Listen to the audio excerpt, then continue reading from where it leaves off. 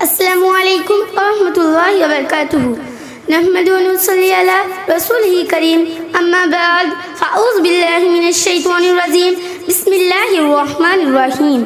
समस्त प्रशंसार समस्त गुणगान से एकमात्र महान করুণাময় আল্লাহ তাবারক তাআলার জন্য, যিনি আমাদের জন্য এত কিছু করেছেন সৃষ্টির সেরা রূপে সম্মান লাভ করেছেন। সংক্ষেপে তার প্রশংসা আদায় করার জন্য আসুন আমরা সকলেই জোর গলায় বলি আলহামদুলিল্লাহ। তারপরে পরেই ধর্মের গুরু কর্মের সেরা নবীজি হযরত মুহাম্মদ সাল্লাল্লাহু আলাইহি ওয়াসাল্লামের ওপর শতকোটি দরুদ ও সালাম বর্ষিত হোক। সকলেই বলি আল্লাহুম্মা সাল্লি আলা আল্লাহুম্মা বারিক আলা। আমি আপনাদের সম্মুখে যে বিষয়টি নিয়ে দ্বন্দ্বমান হয়েছি সেটি হলো ঋণদাতা মারা গেলে কিভাবে পরিশোধ করবে।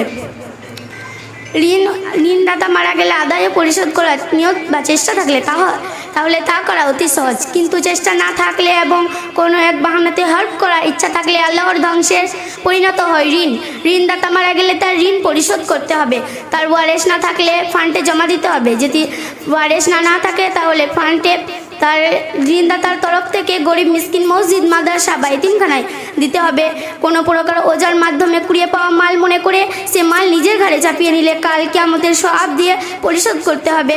অতএব মুসলিম হুঁশিয়ার। তাই আমি পরিশেষে দোয়া করি, হে আল্লাহ, তুমি আমাদের সকল মুসলিম ভাই বোনেদের যদি আত্মীয় মারা যায় এবং ঋণ নেওয়া থাকে তাহলে তা পরিশোধ করে দেওয়া তৌফিক দান করুন।